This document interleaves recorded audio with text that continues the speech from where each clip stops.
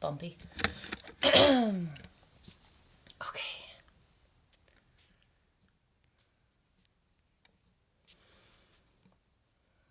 Hey Todd, hey Sherry, good morning everybody. I'm just gonna send a couple of invites here. Feel free to do the same, please. Always appreciated.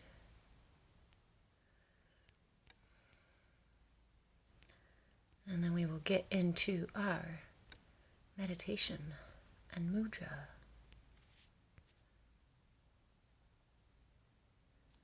All right.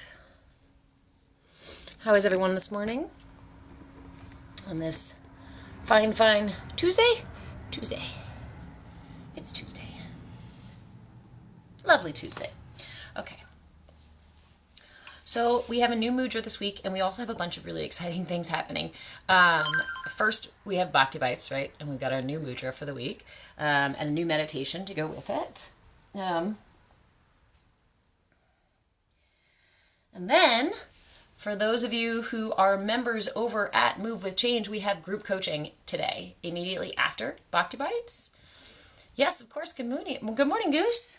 And then this afternoon at 4:44 p.m. Pacific time, we are doing another Moon Magic and Mayhem event to talk about this new moon. We have a new moon in Sagittarius, and today is the 12/12 portal. Ooh! So, I hope you're on top of your shit. Good morning, Nikki. It's all about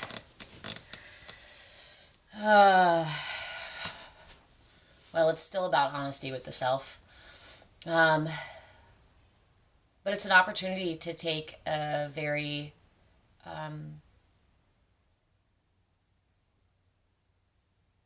matter-of-fact look at your life, at your choices, and particularly your limiting beliefs. This moon is very much about helping us clear out our limiting beliefs, helping us look at what those things are that have been holding us back, and to be ready to put them down, to make that decision of like, okay, this thing, I've been carrying this thing for a long time. I've been holding on to it forever. Am I really ready to put that thing down and jump the abyss, right, into the next stage of self? Or am I going to let that thing continue to hold me back? Because honestly, whatever it is that you're ready to let go of, that this moon is pushing through, is probably something you already recognize is not working for you.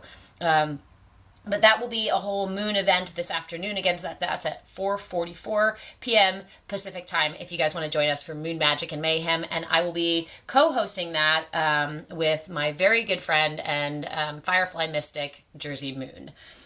He's a spectacular shaman, has a lot of great tools. So we'll be talking to you guys. Good morning, Dee. So we'll be talking to you guys about this transition, about this moon, about some of what the other transits have to say about this moon, and how to harness those energies through ceremony, practice, as well as just kind of general awareness about what this moon brings to us. So that is for the moon event this afternoon. I have no idea what my hair is doing. We're just going to have to tolerate it. So if it's annoying you as much as it's annoying me.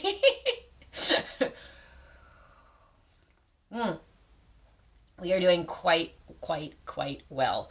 The beautiful thing about working with astrology and looking ahead at these transits is that I get like the heads up for what the next big thing is going to be. And I've been working with astrology for many years, but I never really used it to look at my own chart and at the stuff ahead. I always used it to look at like past stuff, where people came from, their charts and their natal thing. And I meant my chart in relationship to like the current transits. This is the new transition for me. The new transition is learning how to read these transits and interpret these transits, which is really fun, because with all the astrology that I've been doing in the past, doing this part is like, oh, okay, oh my gosh, why have I not frickin' been doing this before? Hey, love is real. Oh, Dee. Good morning, Katie. Hey. As soon as you logged on, I said something you literally needed to hear. Anytime, sis. Show up anytime I'm live, right?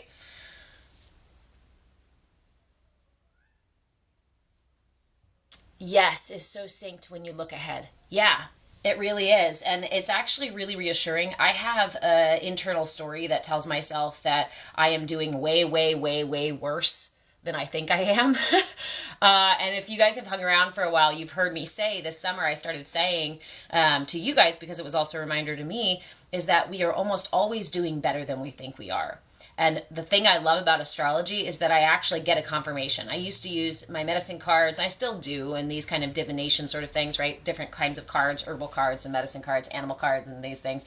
But looking at the planets, and I was like, oh, no wonder I was feeling that. Now I know that that excess frustration that I'm facing actually isn't because I'm excessively frustrated. It's because this energy is coming in and making this point of frustration more apparent. And when it's more apparent, when it's that in your face, when there's something about your life that's in your face, it usually means there's something to look at.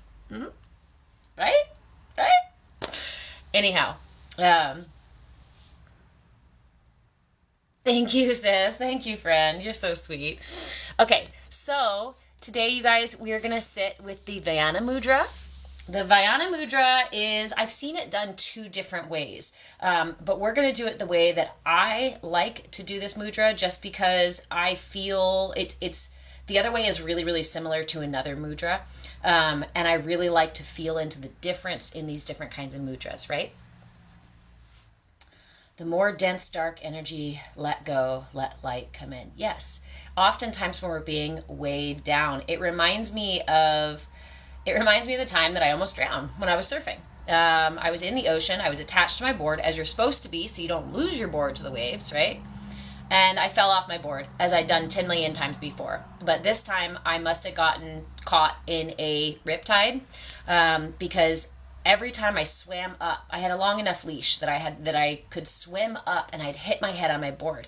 And then I'd use my hand to push my board away, and it would push me back down in the water, right? So then I'd push my board, and I'd let go, and I'd go to swim up, and I'd hit my head. I hit my head, I can't tell you how many times, because at a certain point, it started to be repetitive hitting my head, and I started to get scared, right? And I started to have that I can't breathe sort of feeling.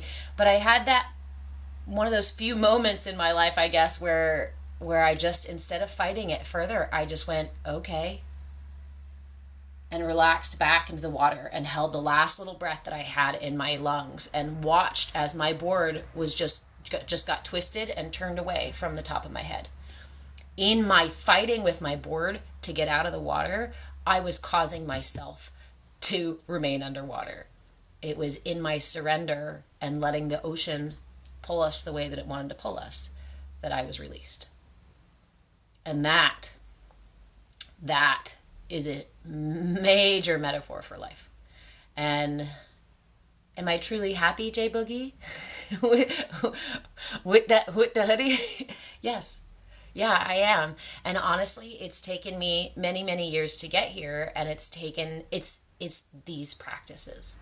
It's the practices that have brought me an increased awareness of myself and my perspective and my life and my reality and other people. These things that have offered me greater awareness and presence with my life and myself and others, that has afforded me to discover the happiness that lives in between the moments of frustration.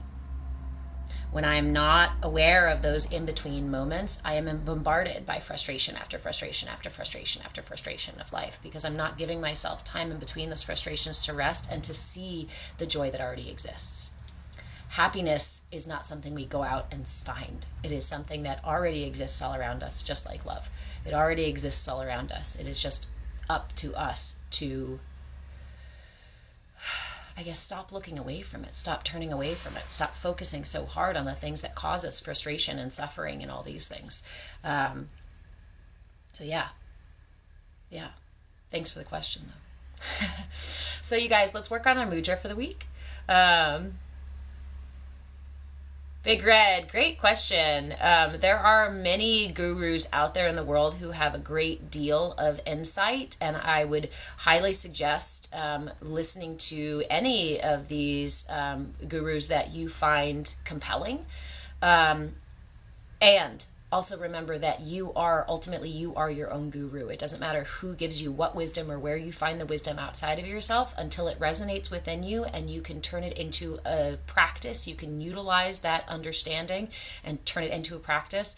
That is you who has to do that part, right? You can learn all the meditation techniques, but until you sit in meditation and you do the work of bringing your monkey mind back to center, to quiet, over and over again, meditation won't work for you because it's a personal practice. The more you sit with these practices, the more they will resonate within you. And that makes you your own guru, because Sadhguru can't reach through the screen or reach through the book and force you to do your meditation properly, or to focus on your meditation, or to bring your mindfulness practices in when you feel that frustration rise, to give yourself pause, take those breaths, and then choose how to respond rather than reacting, right? Sadhguru can't make you do that.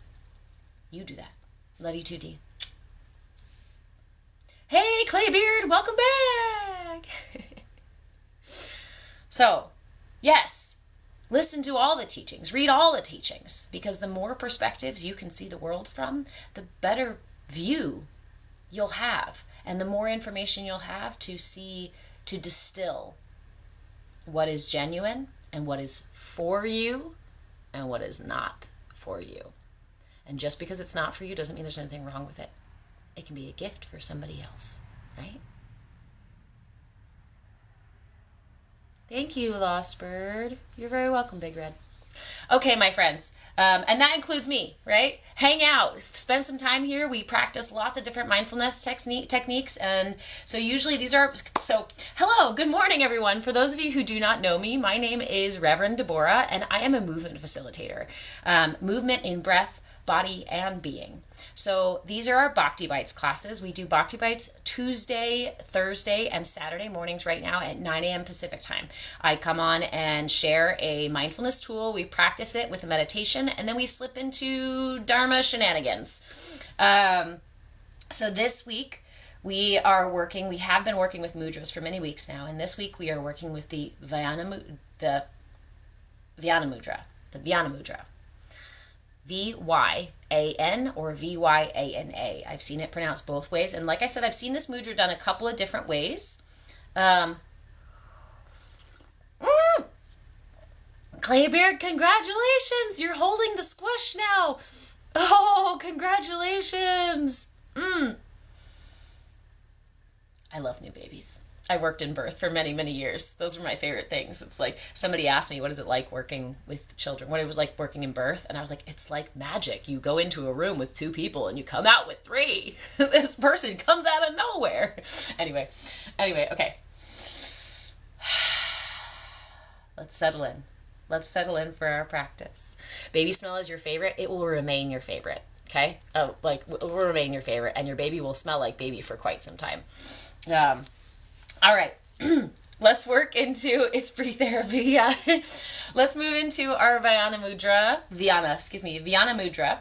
So the Vyana Mudra is done by bringing the air and the ether element, the air and the space element, back into the energy system. Remember, mudras work by redirecting the energy channels in the body, okay?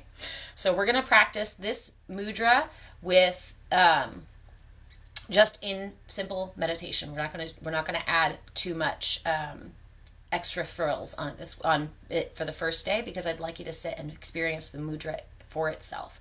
This mudra is for expansion. Let's go ahead and do the mudra since I'm sitting here with my hand. So this mudra is done keeping your pinky finger extended. Keep your ring finger extended. Bring your middle finger up to about the midway point on your thumb.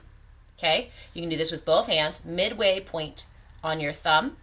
And then bring your pointer finger to the tip of your thumb. So your tip of your pointer finger and your thumb are touching at the tips. Remember, no more than the weight of a nickel. Don't squeeze them together. We're not trying to press any buttons. We're just gently making contact.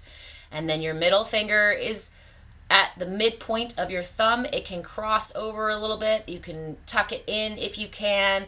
It is up to you depending on what mobility you have in your fingers. So we're going to do that one more time. This is the Vyana Mudra and is done by keeping your pinky extended, your ring finger extended. Your middle finger comes up to the midpoint of your thumb, right below that first pad, right? That first knuckle. And then your pointer finger connects to the tip of your thumb. Now we lay the Vyana Mudra upright in our lap. Reposition here so the Vyana Mudra is still visible. So again, this mudra, go ahead and set this mudra in your lap here for a second. And just tune into your breath. Just tune into your breath. This mudra assists in expanding the lungs, opening the diaphragm, creating space for full breaths. This mudra also works on balancing all three doshas. If you're familiar with Ayurveda, all three doshas. Those are body types in Vedic sciences. So it balances your doshas. It is really good for the heart. So if you have high blood pressure or low blood pressure, if you have issues with any kind of heart disease or any kind of malfunction of the heart, this works to soothe and balance those in the bloodstream as well as with the heart, specifically with the heart, as well as purifying and cleansing and regulating the blood.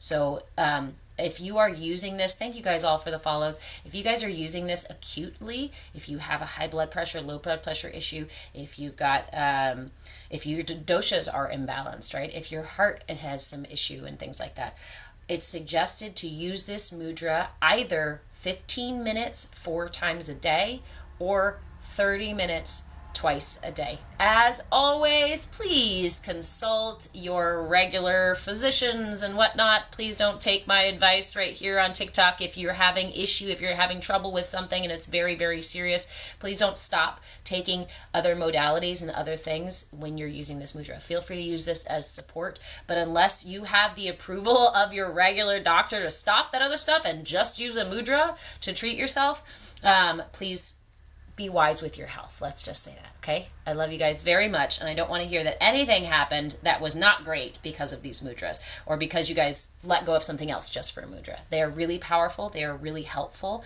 but they may not be the only thing you need, okay? Trust yourself, trust your body as well as your practitioners.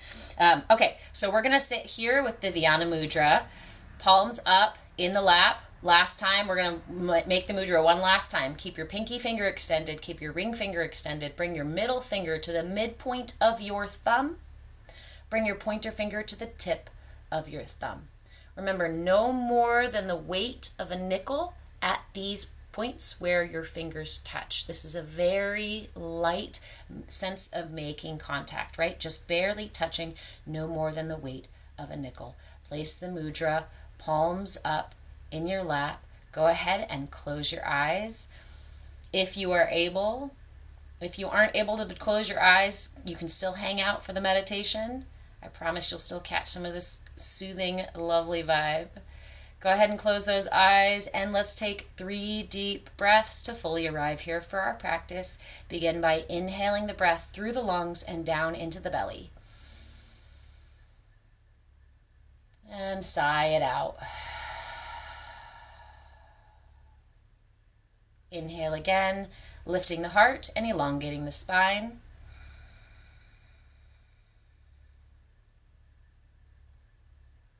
And let it go.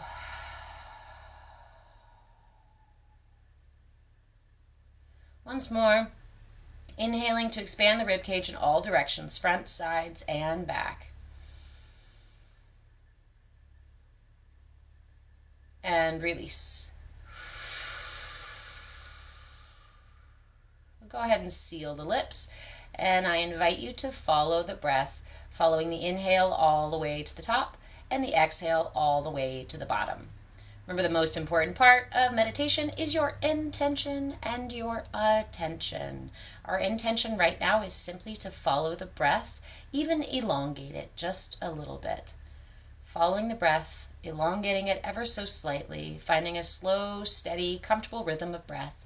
And any time our attention is pulled away, we gently, lovingly bring it back to the breath.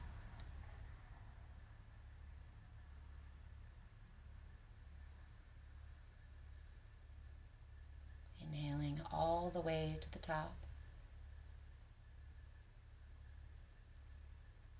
And exhaling all the way to the bottom.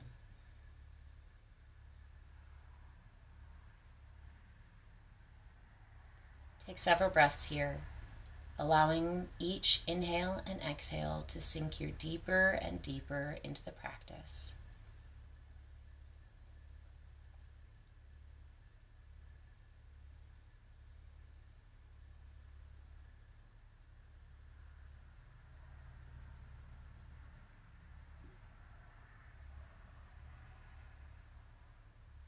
Gently, lovingly returning your attention to your breath.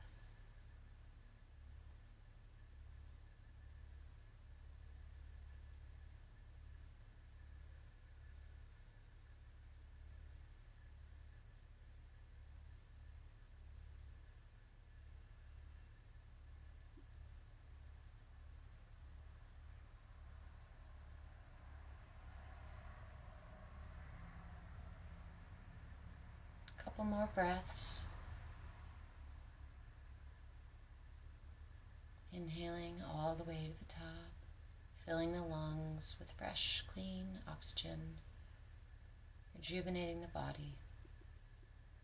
And exhaling to release any tension, any holding. Relax. Relax into this moment.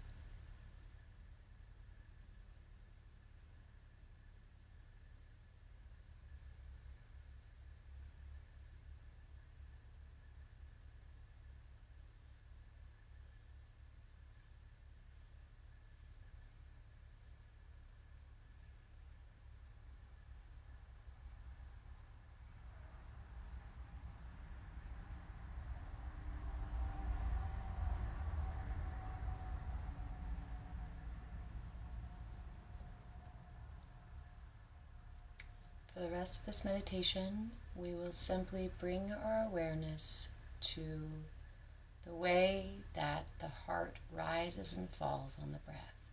So continuing to listen to the breath, notice the way your heart lifts on the inhale and falls back into a resting place on the exhale.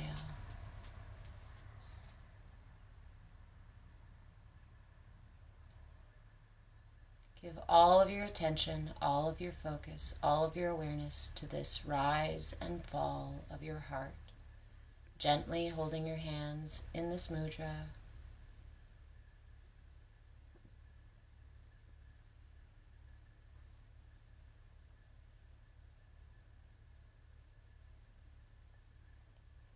If thoughts, sensations, distractions arise that try to pull your attention away, simply allow them to rise and fall just as naturally as your heart does on your breath.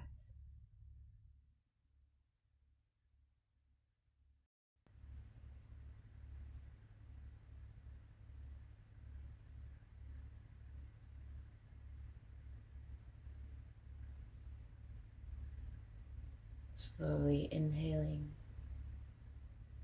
and exhaling.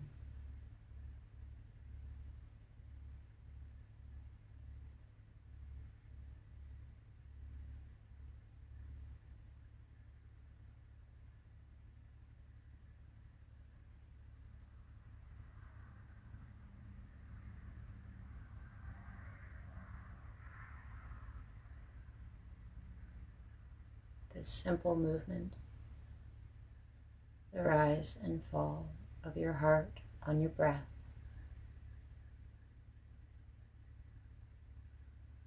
is a metaphor for all of life. Rise and fall, the ebb and flow.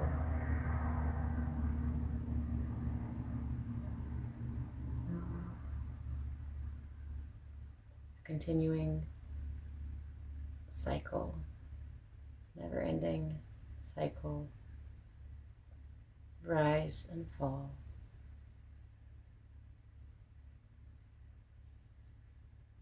The breath moving in and out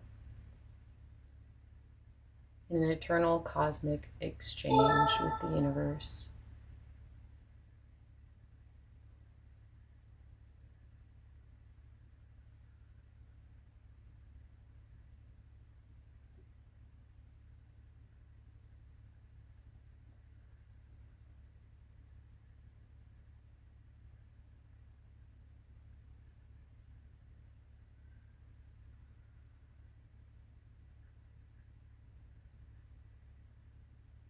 Inhale to lift your heart, and exhale, melting your heart, melting any tension.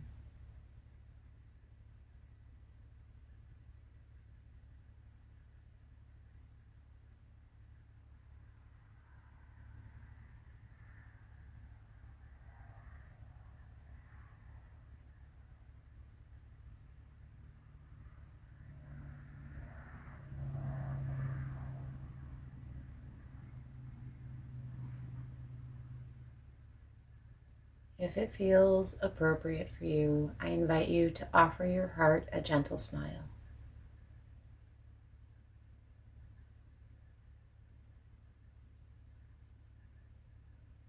A couple more breaths.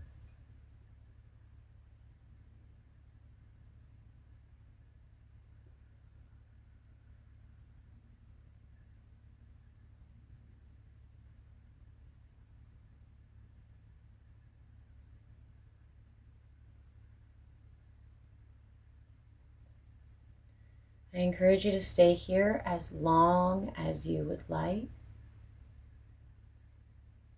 And when you feel complete, I invite you to lay one hand over the other over your heart and take a moment to offer gratitude to your heart.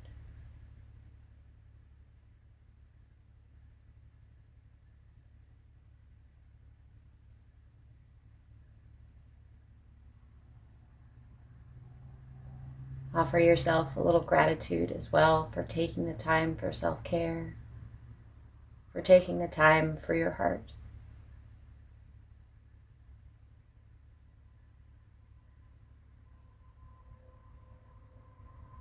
Offer a little gratitude for that divine prana that flows through us, breathing life into us. And to the very practical, earthy exchange of oxygen, the exchange of breath, inhaling what we need, exhaling what the trees need, an intimate dance of life.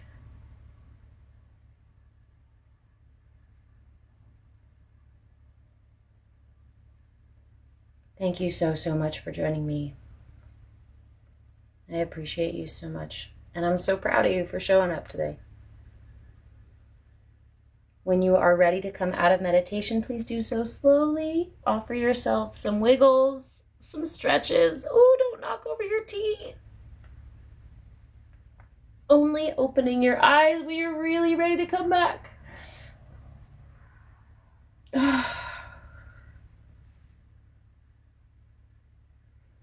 Or don't come back. You can hang out there in meditation as long as you'd like to.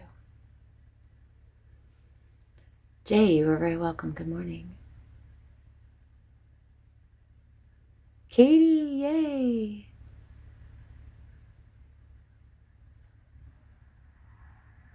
Hi, guys. No more satire. We are practicing a mindfulness technique. It's a mudra. You meditate lying down. I like to meditate lying down too. I like to meditate lying down, but I also like to meditate sitting up because there's different experiences for both. Right? You felt that in your spine all the way down your back. So many yawns. Yeah. Making space. Way to go. You are very welcome, Katie. Thank you. See, right? You are your own guru. You can sit here with me and you can watch through the screen while I close my eyes and do my thing. You can sit there and try to get there. But thank you so much for the lights, Nikki. Bringing light to these dark, dark days, right? But ultimately, it is you who needs to bring your attention back. It is you who needs to bring your awareness back to the practice. It is you who needs to follow the breath. It is you who needs to keep your hand in that gentle holding of the mudra, right? You fall asleep when meditating lying down? Yeah, I usually do. That's what I use for my nighttime meditations a lot of times. I'll do like a sitting meditation and then I'll go to bed and I'll use meditation to fall asleep. Good morning, Ashley. Thank you, babe. Good morning, good morning. Todd, you're on full meditation mode today. Out with the old, in with the new flow. Yes. So today is the 12/12 portal, my friends. We will be talking a lot more about that this afternoon. Sherry, you are very welcome.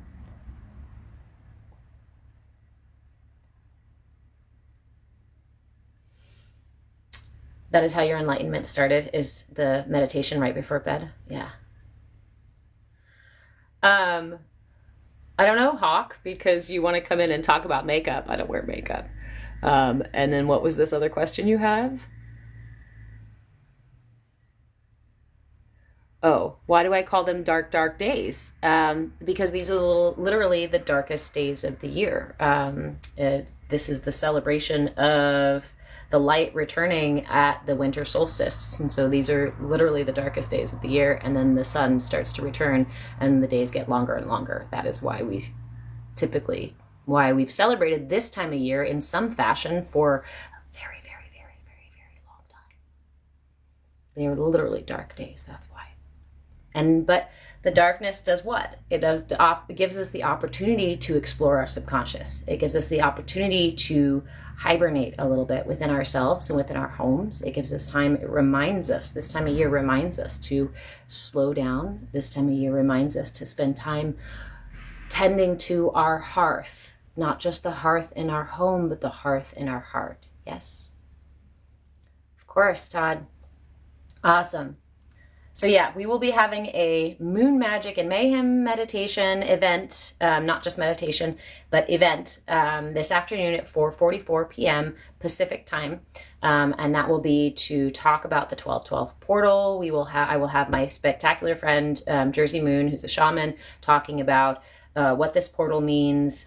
He's actually probably in ceremony already right now and will be most of the day. I had to steal him away in the afternoon so that we could do this event for you guys. Thank you. This is my troll cup, my little tea troll. If I need extra mayhem, okay. Rusty, good morning. Why did I change my name? I still have not made you guys a video and I'm so sorry. I'm doing a brand change. We did one earlier this year. I had a really great experience this summer working with the community over at Lamaskar, who you guys heard me talking about. But if you were here before that, my business has always been move with change. That has been my practice for many, many years. And I'm back doing that practice. And we are building a little community over at Move with Change as well. So if you'd like to connect with me off TikTok here, you can go over to Move with Change and you can sign up as a site member. That's completely free. If you subscribe to support me here on TikTok, however, I gift you with a free month membership over to over to Move with Change. At the end of the year, at the beginning of the new year, I will be moving most of our classes over to Move with Change. So they will be private classes to add value to the community over there. As a community member, you get free or weekly group coaching, which is what's happening immediately after Bhakti Bites. We're doing group coaching. That's a 2-hour weekly session where it's just, whoever shows up with whatever things, and we work together to support each other. As a member over at Move with Change, you also get steep discounts on any of the private sessions that I do. So whether that's energy work or coaching or guided meditations or dream work exercises, Gigi, if you're in here, we need to schedule that. I apologize. So Rusty, you're just seeing the change in brand, and I meant to make a video about it, announcing it, talking more about it, but I haven't gotten there yet. I've been doing a bunch of back of house brand change stuff, right? Thank you, Light Held Fast. So down to throw a retreat in summer. I was actually, Katie, talking about renting out my RV this winter for like mini meditation retreats, like a week at a time. Come and do meditation with me or yoga with me, doing like private week-long sessions using the RV. So if that interests anybody, let me know, because I don't even know if that's a thing anybody would want to. We need to get Amy over here. Yeah, no kidding. She's such a great organizer. Hi, Gigi. Yes, we need to schedule that for you. I'm sorry, I missed your messages. I saw them this morning and then woke up late. That was the other thing I forgot to tell you guys. So the reason I chose the Vyana Mudra this week is because I have actually been having some issues sleeping in. I have not been getting up as early as I wanted to, and this specific mudra, the Vyana Mudra, is really good for not curing, but assisting in oversleeping. So if you find yourself these days a little extra sleepy, a little, sleeping in a little bit extra like I do, apparently the Vyana Mudra is also really good for that. So one last time here, guys, this is how you do that's probably not the last time. This is how you do the Vyana Mudra. This is our mudra for the week. The Vyana Mudra is the mudra for expansion, which is going to be really important for the planetary transits that are happening right now, and just in general for our personal growth and wellness, right? So this is done by keeping the pinky and the middle ring. Yeah, let's start over. Pinky and ring finger remain extended. You pull your middle finger into the halfway point of your thumb. Thank you, Overlord. And bring your pointer finger into the tip of your finger. Now remember, the pressure on your fingers is no more than the weight of a nickel. No more than the weight of a nickel. Thank you, Angelina, for the follow.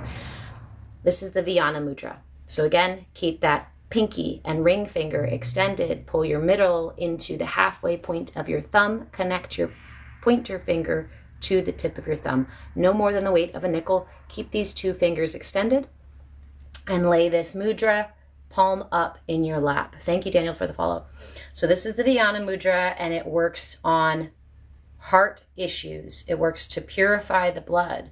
It works to lower blood pressure, as well as it balances blood pressure. So if you've got high blood pressure or low blood pressure, this mudra works to balance your blood pressure. It does the same thing for the heart. It balances issues of the heart. It works to assist you if you're oversleeping. It balances all three doshas. There's not a lot of mudras that balance all three doshas. Love you too, my friend. Gotta call the bank. Okay. Enjoy that. Let's see what else. So this is the mudra for expansion. It works to open the lungs as well, to increase our ability to take in and absorb oxygen, as well as make space for the diaphragm and whatnot. So this today, we simply did a meditation with the Vyana Mudra, both hands in the Vyana Mudra, and we just focused on our heart. We just focused on the rise and the fall of our heart and the space that's created, right? This cosmic dance that is akin to all of life, the rise and fall of life, birth and death, in and out, light and dark, wake and sleep, all of the things, right? And not only that, but the exchange that our breath does with the rest of the universe, right? We are not these little isolated creatures. I don't exhale and my inhale doesn't come from nowhere. I don't know. It's sometimes we think of ourselves as so isolated. And so I don't consider the fact that my inhale came from the oxygen producing things on this planet, the trees, the sea, the algae, right? This kind of stuff that creates that oxygen, and other things that create that oxygen. So I inhale that oxygen, and when I exhale, my exhale feeds things that live on this planet too. I am not isolated. Not by any means. No matter how much my silly little human brain wants to tell me I'm isolated. In reality, I am intimately interconnected. And it's not just my breath. To know that my breath is intimately interconnected is to know, thank you, Tosh. Oh, that's so cool. To know that my breath is intimately interconnected is to know that every other part of me is intimately interconnected with the universe, right? I am a clear conduit. I'm a conduit for source energy, for divine source energy. I've got God spark right in here, just like you do. We are all part of. Luke, you're very welcome. Thank you, Tosh. Welcome. My name is Deborah. I am a reverend and a movement facilitator, and these are my Bhakti Bites classes. Bhakti stands for devotion. So devotion to what? Devotion to self-care. Because oftentimes we put our self-care on the back burner. It's the last thing that we do. And when our day closes and we close our eyes for bed, we say, well, I guess I'll just meditate in bed. Because this is the very, I missed my self-care all day long. But in reality, self-care can happen in the tiniest of moments. I think sometimes of Brene Brown's statement when she was talking about the study she did on trust.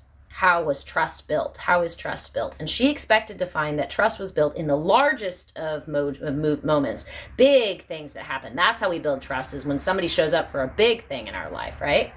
And she found instead that trust was built in these tiny little moments, in the ways that we show up for each other. And I remember listening to that and going, that is how trust with self is built too. In the tiniest little moments. Instead of allowing frustration or trigger or something to throw me off balance, can I trust myself to be responsible, to tap into my ability to respond instead of just be victimized by life and by whatever moves through, right? Life is either happening through you or to you. If you are creating blockages and life bounces at you, right, and throws you around, then life is happening to you. But if you're an open channel for life to move through you, right, then you are interacting with, then life is moving through you. Yes, finding your breath is always my number one self-care. Self-care is everything. And think of that. That's perfect. We're all meditators, right? Because your breath is there all day long. Whether you're awake or asleep, no matter what you're doing, dishes or working or conversating with somebody or having an argument or meditating, your breath is always there. You don't need a mudra. I mean, they're great. You don't need a mudra. You don't need a yoga mat. You don't need Lululemon or whoever the heck yoga pants. You don't need to get to the best yoga studio. All you need to do is go.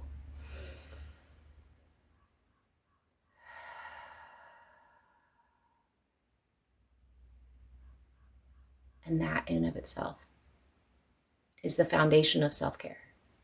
So if you are struggling with self-care, with fitting self-care into your day, I invite you to use one of the most powerful, accessible tools that you have. It's right here.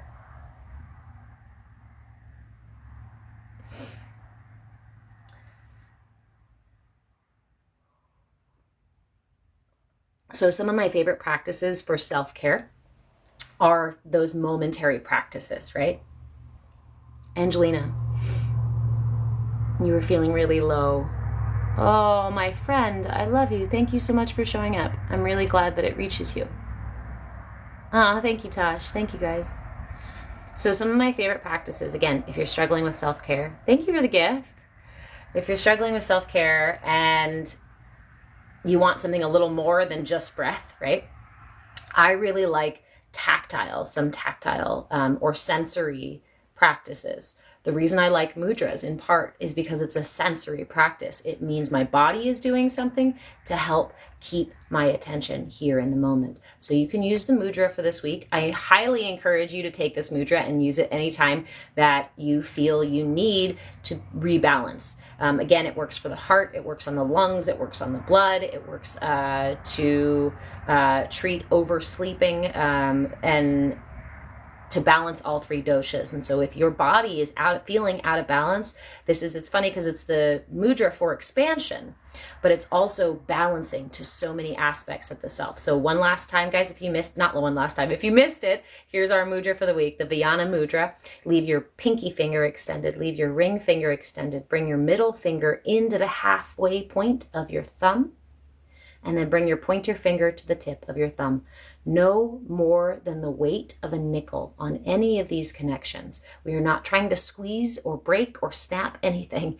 It is a very gentle, just intentional connection. No more than the weight of a nickel. Keep those two fingers extended and place this palms up on your lap. If you are sitting in the car and you've got one hand, place it in your lap. If you're sitting on the bus, if you're sitting at dinner with somebody, right? You can place this mudra here. If you're reading a book, you can use one hand or both hands, okay? So this is our Vyana Mudra, and is the mudra for expansion, works to balance the whole system and offer space for growth, right? Growth and expansion. Another one of my favorite practices is finger breathing, hand breathing, however you want to call that. So if I find myself, I struggle with anxiety, and when I am out and about in the world, if I find myself getting hit with that trigger, feel my heart start to race, feel those triggers start to happen, and I'm like, here we go. One of my favorite practices is to pull my hand up like this, and you start right here at your wrist, and you inhale that first breath all the way up to the top of your thumb, and then you exhale down the other side of your thumb. Inhale up the side of your pointer finger. Exhale in between your fingers. Inhale back up. Exhale back down. Inhale back up. Exhale back down. Inhale up the inside of the pinky. And long, slow exhale all the way down your hand to your elbow. Reach all the way to your elbow on that exhale.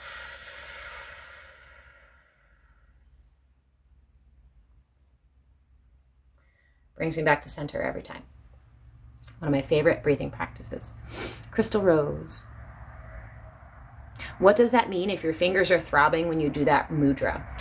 It means that you're feeling the shift of energy. So now I always suggest, right, with any of these mudras, this one does not have any particular contraindication that I was able to find or that I have heard of. So if you find that this mudra is uncomfortable in any way, if that throbbing is uncomfortable, if it causes a weird sensation in your arm, if it causes your heart to feel funny, and this feels uncomfortable or scary, feel free to let the mudra go. There are so many mindfulness practices and tools out there that you can find something else that doesn't cause that feeling. If that feeling is a little bit unnerving, but it's not uncomfortable or scary, then I invite you to sit with the mudra a little bit, because it may be balancing out your system. It may be that you really, really need this mudra. But again, I am not in your body, so I cannot tell you what to do. That is entirely up to you. And I know that you have the ability to choose and to discern what is right for you and what is not right for you. And if it's not right for you, that's okay. There are so many other tools out there, right? But oftentimes, throbbing, tingling sensations, even sometimes pins and needles, anything like that can often be just the mudra having its effect on the body. Remember, these are your energy channels. Typically, energy is leaving the body through these channels as well as through other channels, right? The chakra system, the energy body. Usually you've got energy leaving your fingertips. So we redirect that energy and move that energy back through the body to create balance, to create the effect of the mudra. So throbbing can happen as long as it feels safe and comfortable, as long as you are willing and curious about the experience, then continue. And if you're not, if it's too much, if it's uncomfortable, then just let it go. And in fact, if you start with that mudra and you start getting that feeling, it becomes too much, open their hand and just leave your palm open and continue with the breath, right? Mindfulness is not about creating a battle within yourself. Mindfulness is not about forcing anything, actually. It is about creating space, being curious and willing. It is about allowing. When we go and we try to catch love, every time we go, it slips through our fingers. Love is not an energy. Divinity is not an energy. Source, God, is not an energy that we can grasp and hold on to. In fact, in our grasping, we lose it. In our holding, we lose it. These things in life, like mindfulness, self-awareness, we cannot chase them down and trap them. We can only invite them. We can hold the space for them. So, hey Casey. So when I am sitting in meditation, not every meditation is going to be perfect. Not every meditation is going to be completely silent. In fact, most of them are not. When I sit in meditation, I invite the space for mindfulness to arrive, for mindfulness to arise from within me, just like the breath. It's tea. It's tea. It's my tea troll. He lost his arm, but that's okay. He still holds tea. I did not make that cup, this cup. I found it in a thrift store recently.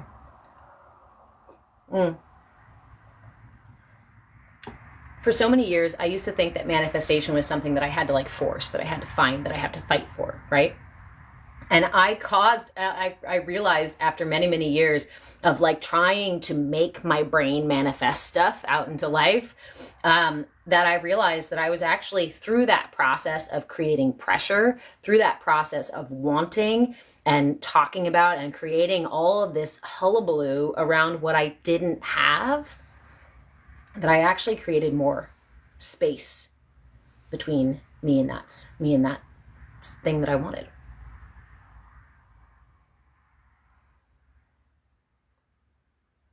When I shifted the process of manifestation instead to tiny little moments throughout my day where I simply said yes or no to things that were for me or not for me, right? We talk about discernment a lot because discernment is really important. Not judgment, but discernment.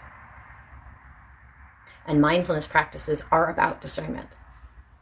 To sit in the moment and say, this is for me or this is not for me. And for mindfulness, I invite awareness, I invite space, I invite quiet into my space. And when a thought comes up, I say to myself, not for me, at least not right now, not right now, not right now, not right now. And I quietly bring my attention back. I like to think of it like a pendulum, not a pendulum. Am I thinking of a pendulum? Yes, a pendulum swinging, okay? And in meditation, you have a thought, it pulls you over this way. And you say, oh, back to meditation, please. And you bring the pendulum back to center. And then a thought pulls you off this way. And you go, oh, back to meditation, please. And you come back to center. When we do this practice in meditation, without creating a battle within ourselves, without yelling at ourselves, without feeling guilty and judging ourselves and going, I'm fucking up my meditation. My brain is so messed up. My brain is out to get me. My brain is attacking me. The universe is attacking me with all of these thoughts or sensations or whatever. None of those things need to happen. We don't need to create any kind of story around it. The practice is really, really that simple. Your mind can be very, very busy. But if you sit for those 5, 10, 15 minutes, however long you've committed to doing so, and you simply practice that over and over and over again, pulling your attention back to yourself with gentle, loving kindness, I promise that eventually it does quiet down. Because this is a practice. This is a muscle. This is a habit that we are cultivating. Instead of letting our mind run off and do whatever our mind wants to, which is what we often do during the daytime. Of course, when you sit in meditation, your mind's like, oh, okay, free play. No, we are practicing this thing now. Oh, I'm going to run over here and think about yesterday, but you forgot to do this thing on your to-do list. We're just sitting here listening right now. That'll be there later. Yeah, but what about that ache that you have in your hip? It's starting to throb, isn't it? Are you sure you're going to stay here for much longer? Come back to quiet. Just for a few more moments. When we do this, we cultivate. We cultivate that skill so that during the day, when my brain runs off to a not so great thought, something I'm worried about, something I'm fearful of, something that the longer I think about it, the more I'm going to resonate with it, right? The more I put my energy and intention on this negative thing, the more I'm going to water it. The more I'm cultivating it because I'm giving it my energy and attention. And if I really want to manifest, I need to pay attention where that energy is going. So I sit in meditation to practice that mindfulness, that mindful awareness of my attention, of where my attention is. And I practice the skill of bringing it back to the present moment over and over and over again. Then during my day, during my regular goings-ons of my day, when my brain runs off to somewhere that I'm like, ooh, I do not want that weed in my garden, I can come back and then I can refocus. That negative self-talk, that weed in my garden that has been there for so long that I'm trying to get out of my garden because I no longer want to see myself that way. I no longer want to talk to myself that way. I no longer want to feel that awful knot in my gut when I think of how terrible a person I am or how unlovable I am or how unvaluable I am, right? When my brain starts to have that conversation with me, I can now say, come back here. And I can focus on loving awareness. I can focus, thank you again, Nikki. I can focus on, in fact, I don't even have to focus on love.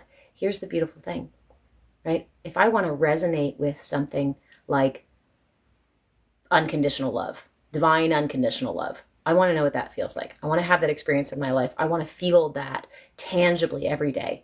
Well, maybe I'm not able to feel that tangibly every day. Maybe I have these stories about myself that says I'm not lovable, that these things that keep me disconnected from that experience of divine love, of divine acceptance. If I'm going to get there, I'm going to get there in tiny little increments where I move myself slowly further away from that negative self-talk, that self-hate, that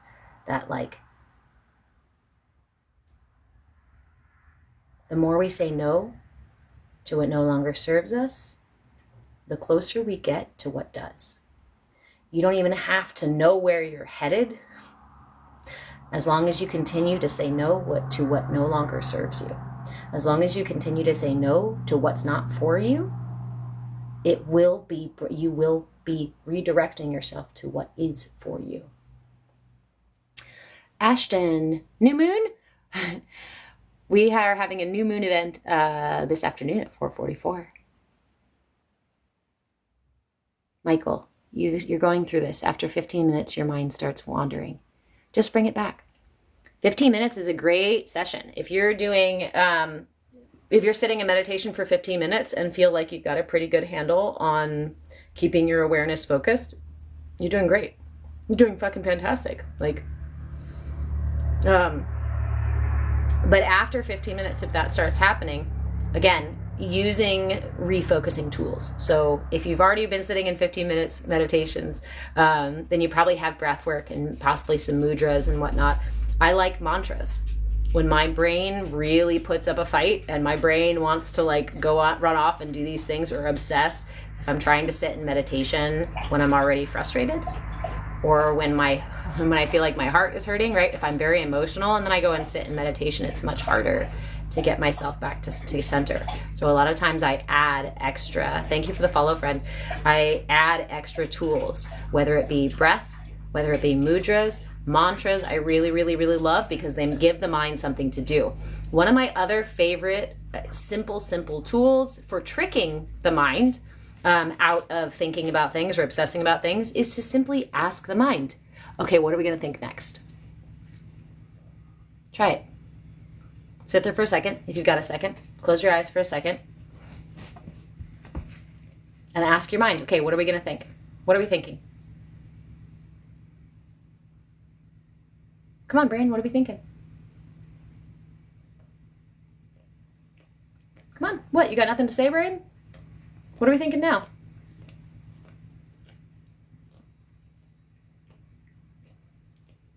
Light held fast. You like to go to the place where I am no one. I am no time. I am nowhere. Yeah, me too. That's why I meditate. That's one of the reasons I meditate, is for that space.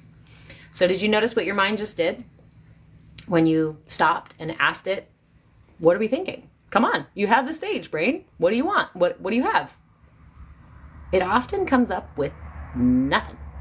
A whole lot of nada. It brought nothing up. Exactly, bright pink stars. So if you want a really, really great tool, really simple tool, so again, you don't have to remember shit. You don't have to remember the mudra. You don't have to remember a mantra. You don't have to use breath. You don't have to anything.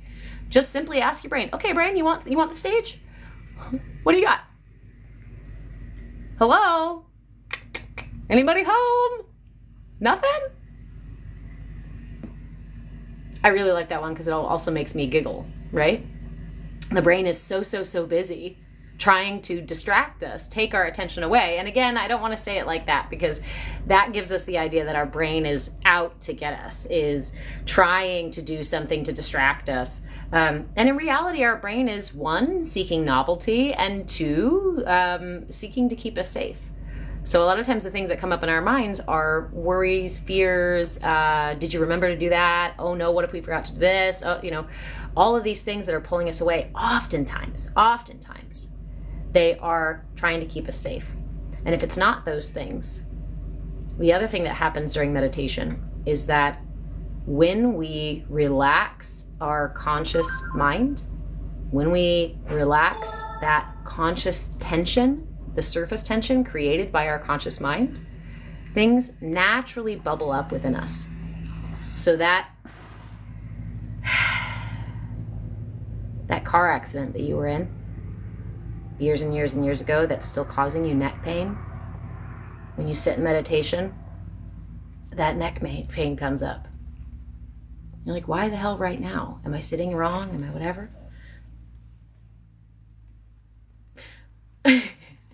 Sometimes, oftentimes, it's just that the body is releasing that old stories, the old stored stuff. I like to think of it like the tension, surface tension on the water. When the water is disrupted and there's waves and all this stuff, i.e. our conscious awareness, creates these waves of tension, surface tension, all over us, our little aura, right? All of this stuff, all this energy happening and going and coming and going all around us, it holds in our unconscious, subconscious things that we're still holding on to, our somatic things that we're still holding on to. One of the reasons why it's really important for some of us to go through somatic healing when we've had physical trauma is because the body holds those memories. And when we relax our mind and when we relax our body, for some of us, or many of us, those memories come up and it can feel unsafe. This is why we have trauma-informed yoga, why we have trauma-informed meditation, because for some of us, that space of relaxation and surrender is unsafe. And the reason for that is that there is so much stored. Thank you again, friend. There is so much stored in there. Yes, light held fast. The body keeps score. And it's held in there. And so if you find that you go into meditation and you are suddenly having these awful memories from your past or physical sensations that remind you of those things from your past, you're probably doing it right. As scary as that sounds and maybe uncomfortable as that might be, you're doing it right. And your body and your mind, please listen, your body and your mind are not attacking you. They are not out to get you. They are not trying to hurt you or distract you or make you frustrated or angry. They are simply asking to be released. Your emotions are the same. When they arise, they are simply asking to be released. And when we shift our perspective, when we shift our understanding about those things in meditation, we completely change our experience of meditation.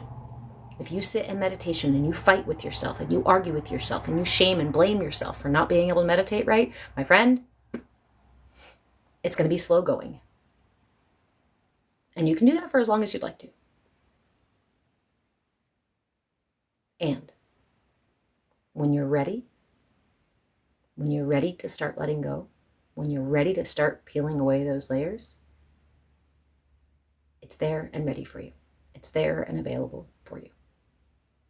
If you do have stored trauma that is really intense and scary, I highly, highly encourage you to find somebody to work with that trauma on top of mindfulness practices. For some of us, again, going straight into deep mindfulness practices is too much and too fast and too scary. And there's nothing wrong with that. This is not about pushing yourself or fighting with yourself or creating an enemy with yourself or a battle with yourself. This is about accepting who you are, where you're at, and loving yourself, even if it means you're not ready to sit in 45-minute meditations or you're not ready to do deep hip work in yoga. That's okay. You're not going to get there. You're not going to heal it by fighting yourself. You're not going to heal it by pushing yourself too hard. You potentially re-injure yourself. It's like a pulled muscle. It's like a sprained ankle, y'all. Your brain can be sprained. My brain was sprained for many years. And every time I'd go into meditation, I would scare myself because I would start to reach those deep, deep places of trauma. And when they would arise, the thought or the memory of it would make me burst out into tears, would make me feel so uncomfortable, would make me sweat. I used to sweat sitting in meditation because that stuff would start to come up. So no, I didn't sit in 45-minute meditations back then. But through time and a lot of patience, as you guys know, I am here sharing practices that have helped me on my path, that have changed my life. These are things that I share with you, hoping that they'll hit home, they'll plant a seed, and someday, if not today, then maybe someday, they'll benefit you. But if they're not for you and they don't benefit you, that's okay. I have no attachment to what you do with them. All I know is they changed my life. I would not be sitting here, I would not be teaching you without them, sharing these things with you without them. I wouldn't be in this meat bag anymore without mindfulness practices.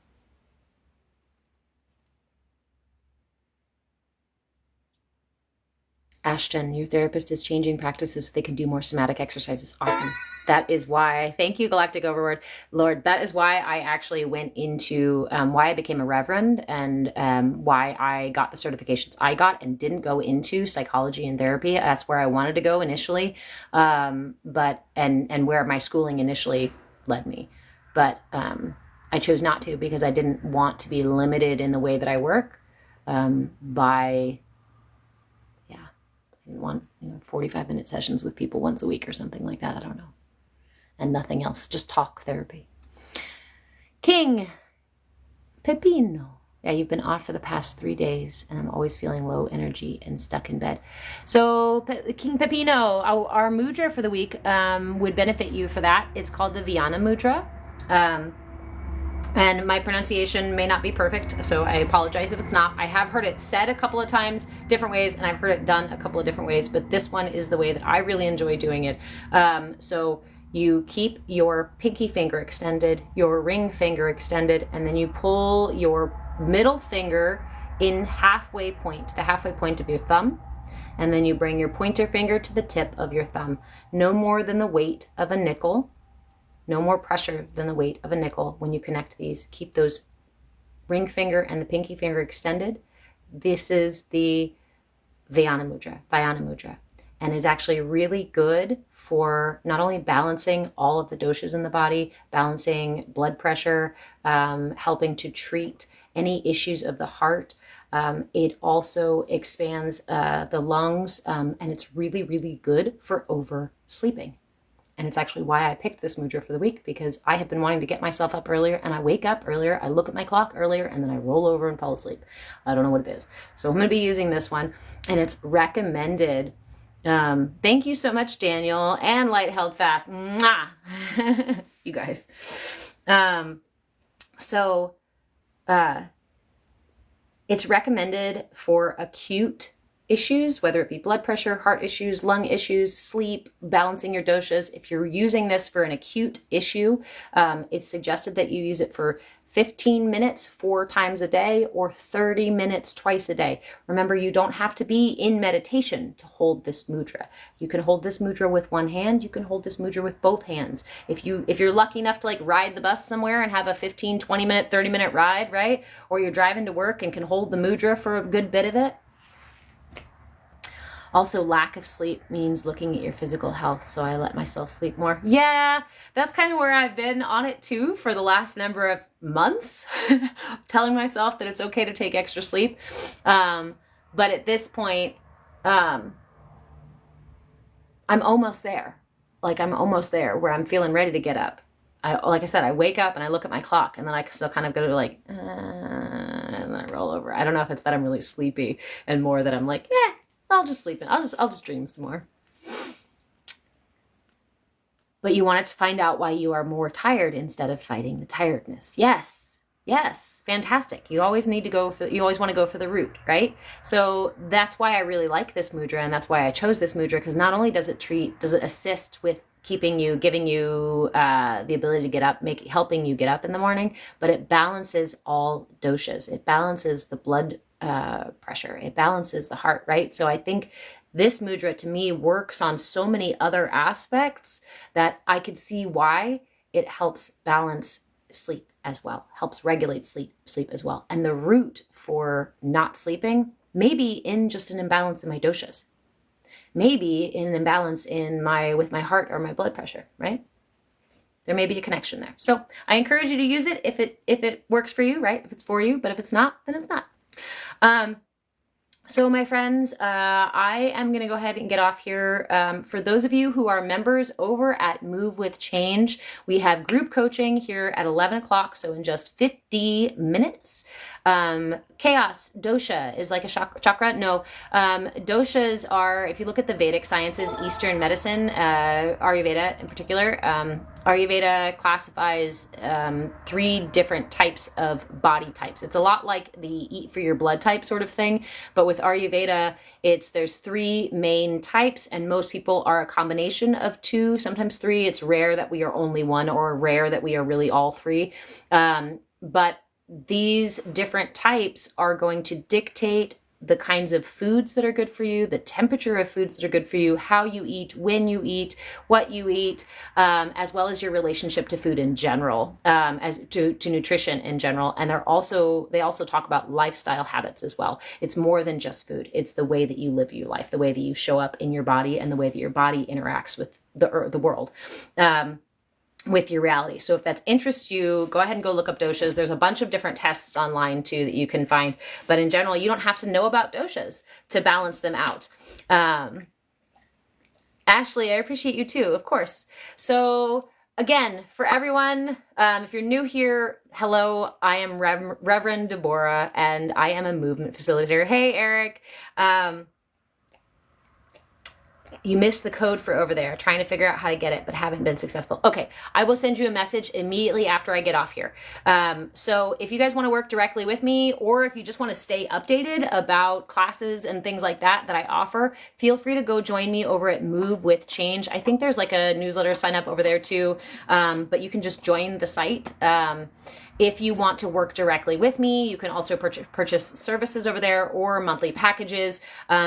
Come January 1st, this class and my other classes will all go into Move with Change. So if you want to continue experiencing these classes, enjoying these classes, practicing these tools with me, you'll need to go over to Move with Change and sign up. If you subscribe here on TikTok, I offer you guys a free month over at Move with Change. So the subscription here, there's also, if you subscribe, I also do subscriber only lives on Friday nights. And those are astrology lives. And that's kind of the only place I do astrology right now. Unless you're a member over at Move with Change, I do astrology readings in our group coaching. So if you're a member over at Move with Change, we get weekly group coaching. You also get all of these classes will be internal come the beginning of the year. I will still have content here on TikTok for subscribers, but most of my stuff will be subscriber only lives here on TikTok going forward. If you want to work directly with me, I do private coaching. I do energy work. I do private energy work sessions, both in person and distance energy work sessions. That said, any of you who would like to be added to my group Reiki jar, I have a Reiki jar right here. And every night when I do my meditations, I also send Reiki to whomever is in the jar. Feel free to send me a message, please, after the live. If you would like your name in the jar, I will add you only if you send me a message with your name, please. But if you'd like more than just the general send that I send to everybody, like I said, I do private sessions. I can do them while you're sleeping, or we can do them in person if you are local to me in Oregon. Thank you, Nikki. Nikki, did you get into the Kaya Sangha one over there? If you want to join Move with Change and you want to get access to all the classes and the group coaching and all that stuff, it's the Kaya Sangha membership over there. I do also have a monthly membership for private coaching, which you'll get weekly sessions. I also have a monthly membership for private yoga. And I think that's bi-weekly sessions for hour-long yoga classes. Okay, you got all set up. Good. So I will try to send you guys, and there's also an app for us over at Move with Change, which is really, really amazing. When I found out that they do that, I was like, oh, there's an app for that too. So we have our own app. We're going to be using that app you will use that app to access these classes, to purchase services, to interact with the community. We are building a safe space over there. This whole space here and Move with Change is what we call a Kaya yoga space. Kaya, Caya, stands for come as you are, because honestly, the biggest gift you can give to the world is just to be you, right? If the universe didn't need you, you wouldn't be here. So please be you, not anybody else. You are not put here to be anybody else but the magnificent person that you are. So shine that fucking light bright, right? I guess that's about it. Okay, so today, like I said, in about 45 minutes, we have group coaching for those of you who are members over at Move with Change. You can join Move with Change if you want to get updates and everything like that. I will also be holding my chakra workshop again next year, and if you are a member at Move with Change, that's completely free to you. Almost everything I do has a lot of availability over there if you are a member. If you're not a member, you'll have to purchase the workshop on its own. Isn't a safe space inherently saying trolls aren't welcome? No, actually, it depends. One of the things that we do in this space is actually we have a way of addressing trolls, right? Because trolls need love too. And typically, if somebody's trolling, they're usually in a place of imbalance, of being out of balance. And in fact, such people might actually benefit from some loving kindness and such things, right? So we do ask people to show up with a sense of curiosity and willingness, right? Willingness to meet each other where we're at, curiosity about what we're sharing, what we're doing. But I also encourage people to ask questions or to, say when they don't agree with something. I am not a space who's like, oh, you don't agree with me? Well, I'm going to block you. No. The only way that somebody gets blocked is if you become combative or so obtuse that you're hurting, that the intention is to hurt other people's feelings. And if you cannot manage yourself well enough to pause and stop disrupting the space, then that usually will get you a mute. I have had to block just a couple of people, and mostly it's because I start getting private messages that are extremely combative and have extremely immature communication tools, gaslighting, that kind of toxic stuff. And I usually will give, Todd, you have a great day.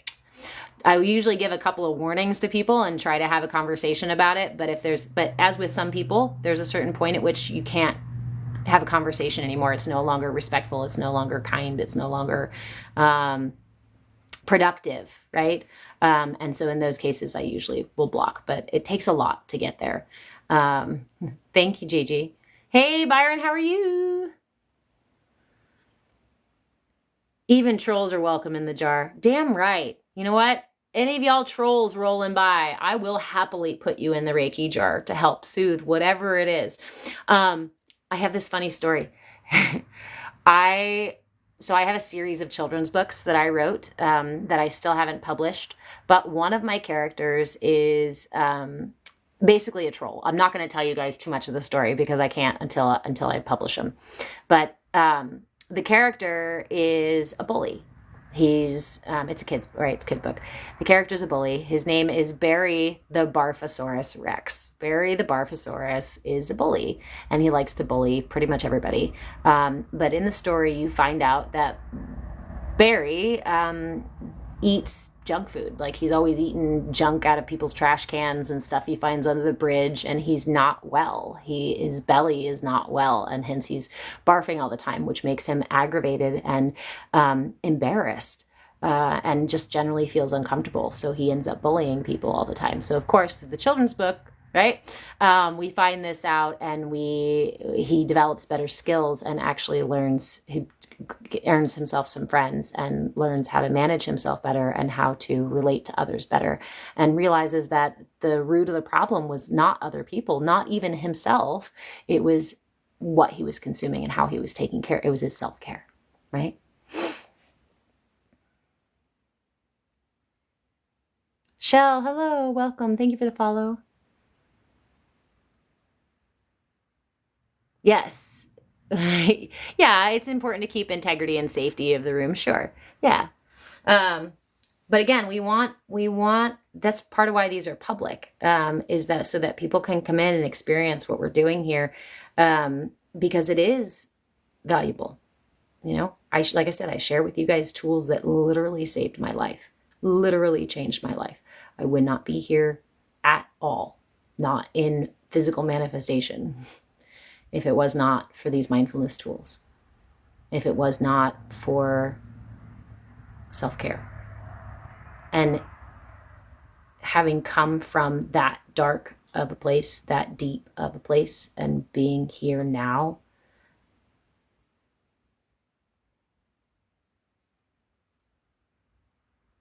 what else would I do with the tools but share them? What else would I do but hold space for people who really, really need the tools? Does that mean putting myself in a space of being in danger, right? Of being endangered, or creating a battle? Or no, I still don't create. Still don't fight. I still won't fight. Don't come at me with fisticuffs, because I won't do it. Of course, Eric. Thank you guys. But even bullies deserve love. And in fact, oftentimes it's the bullies that need the love the most.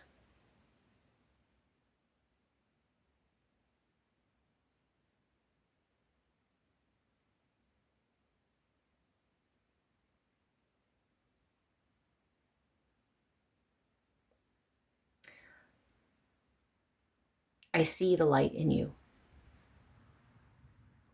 Ah, what great timing, Galactic Overlord. I see the light in you. I see the divinity in you.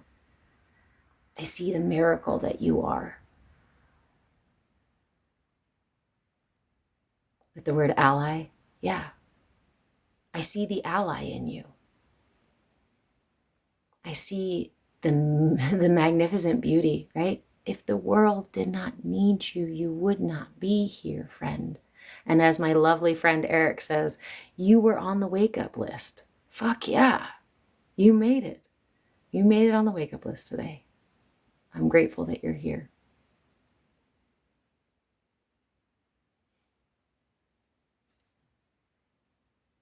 Don't forget to take restroom breaks.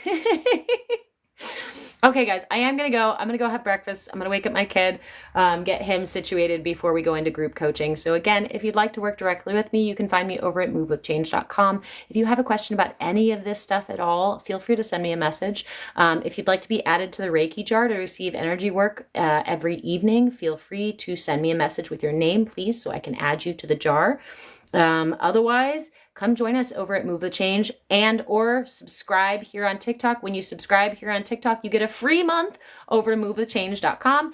And you also get access to the subscriber only lives that I do. Right now I have a Friday night astrology subscriber only live. I will be adding a Sunday subscriber live as well, and possibly a third. Like I said, beginning of the new year, all of the classes and all of this stuff will go over into Move with Change. So if you want to keep learning these tools, you want to keep doing these meditations, and you want to learn it even more, and you want access to group coaching every single week, and you want like steep discounts on everything else that I do, go join Move with Change. Subscribe right here. Get yourself that link. If you, again, I will message the subscribers, whoever subscribes today, Galactic Overworld Lord, I will send you the message as well with the link to make sure everybody gets the link. I don't know how TikTok does it, but there is a link for a free month over at Move with Change. And to download the app, I will go send you those things. Queen Bee, Gina Queen Bee, welcome. Okay, I'm gonna go and I'm gonna send you, Gina Queen Bee and Galactic Overlord, a message so you have the link. And if you guys would like to, if you can get set up here, I'll keep an eye on the phone. We'll get you guys set up if you want to join us for group coaching in about a half hour. But I got a boogie because I got to get stuff to do before I start. Okay, I love you guys so much. Thank you for another wonderful session. And I will hopefully see you in coaching. If not, I will see you this afternoon at 4:44 for our Moon Magic and Mayhem event. All right, guys, I love you so much.